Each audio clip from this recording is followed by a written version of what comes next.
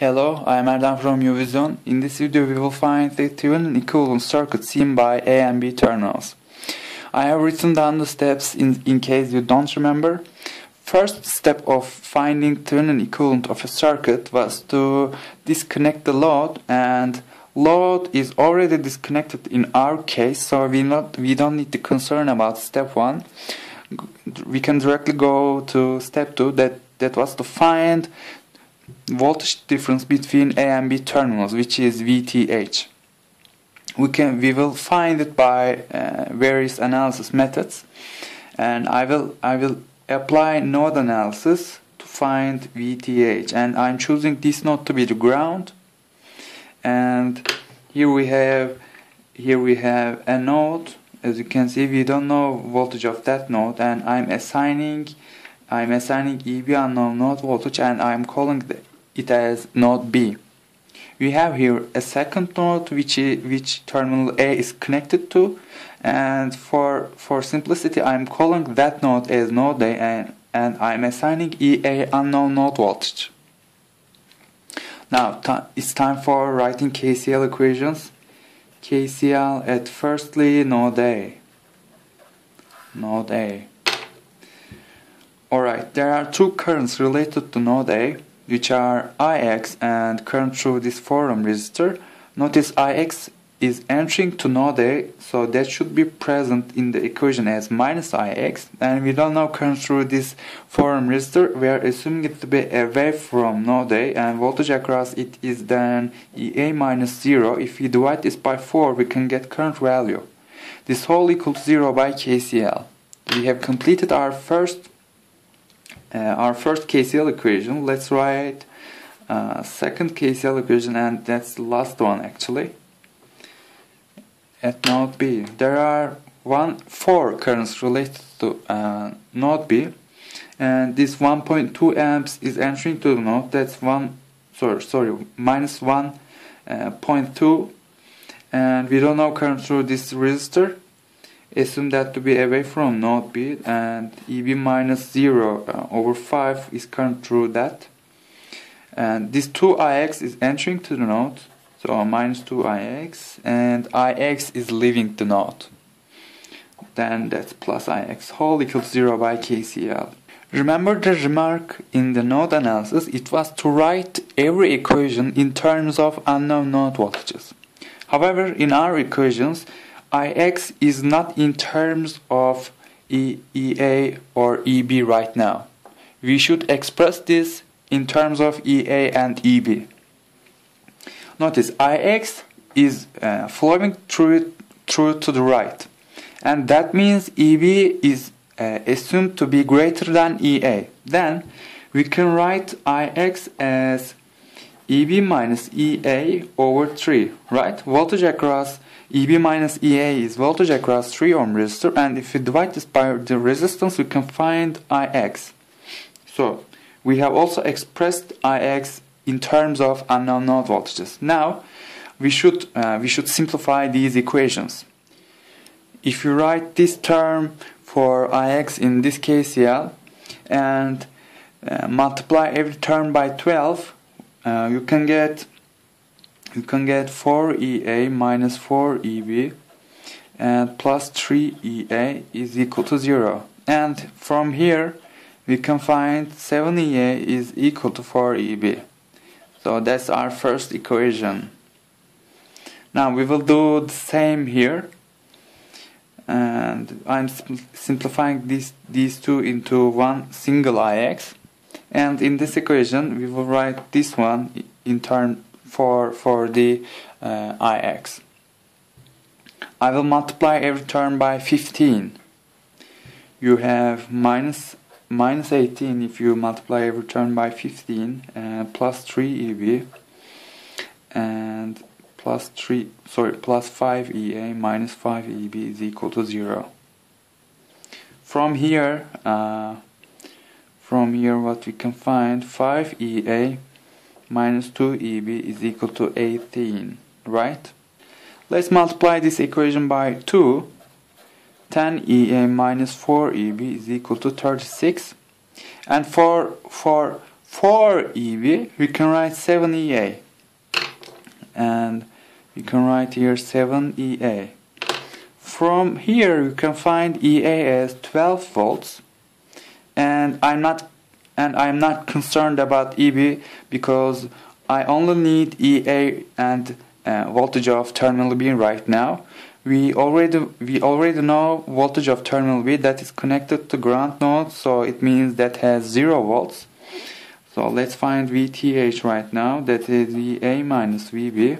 VA is the voltage of node A, that is 12 volts. 12 volts minus 0 volts. We can get VTH as 12 volts. Now we have completed the second step. Let's try to find RTH right now. I have sent out the rules out of the screen, and we have here one independent current source and one dependent current source. Remember, when we have dependent current source, we need to connect a test voltage source, right? Do you remember from the topic video of this Thevenin equivalent circuits? So we will kill independent sources, and for dependent sources we will connect a test voltage source to the circuit. Now I will redraw the circuit. This is what you get after killing independent current source. This is your dependent current source, and here you have your resistor and that second resistor, and your terminal A, terminal B. Now I'm connecting a test voltage source here between terminals A and B. Alright, and with this polarity, and I'm giving it 1 volt value for simplicity. You can give whatever value you want, doesn't matter. This is 3 ohms and 5 ohms, 2ix, 4 ohms, and current through is ix. Now we need to find this current flowing through this, sorry, let me label this IA, flowing through this test voltage source, and then to find RTH we need to divide this 1 volt to this IA, and that's how you find RTH if there are dependent sources in the circuit. We will analyze this circuit we need to analyze, and I'm using node analysis again. I'm choosing this node to be the ground. We don't know voltage of this node, so I'm assigning unknown node voltage EM, and to here I'm assigning EP. Alright, now let's write down KCL equations. KCL at firstly node M. By the way, we don't need to write KCL at node M because we already know its voltage, right? I have assigned unnecessary unknown node voltage because by going from ground node to node M, we have increased in voltage by 1 volt, right? So we won't write a KCL for that node. That's 1 volt.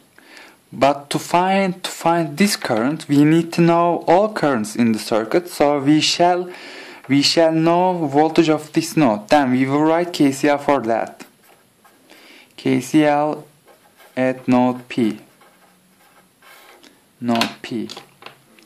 Alright, we don't know current through this 5 ohm, and assume that to be away from node P, and current is EP over 5. 2ix is entering to the node, that's minus 2ix in the equation, and ix is leaving the node, that's plus ix, and this whole equal to 0 by KCL. We shall express this ix in terms of unknown node voltages, right? And only unknown node voltage is EP. We shall find an equation relating ix and EP. And that's pretty easy. Ix is defined to be Ix is labeled as like this, true right, then that is EP minus 1 over 3 easily, right? So in this equation we shall write this this term for Ix. Then EP over 5, these two make minus Ix, and we can write 1 minus EP over 3 equal to 0. Multiply every term by 15, you can get 3 EP plus 5 minus 5 EP is equal to 0. And from here we can find 5 over 2 as EP, 5 over 2 volts. Right? We have found voltage of node P, that is 2.5 volts. Then current through this branch is 0.5 amps, right? 0.5 amps. Then current through this 3 ohm resistor is simply 2.5 minus 1 over 3. That makes also 0.5 amps, right?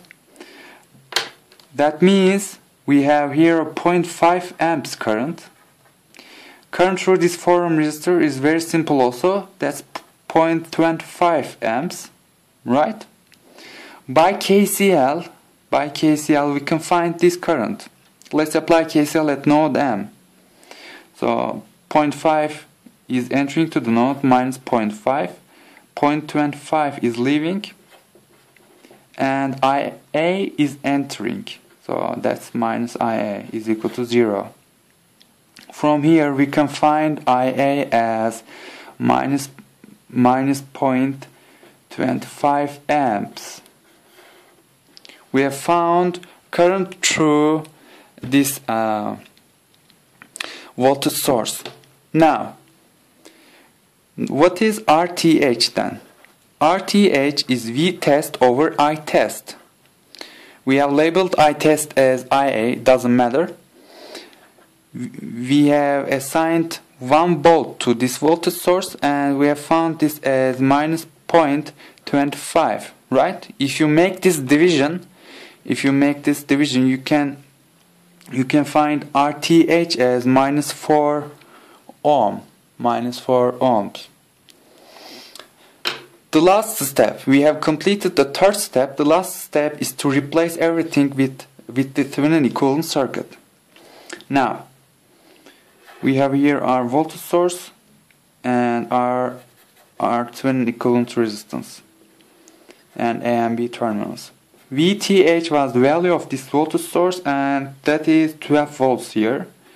12 volts. And RTH is our resistance, that's minus 4 ohms.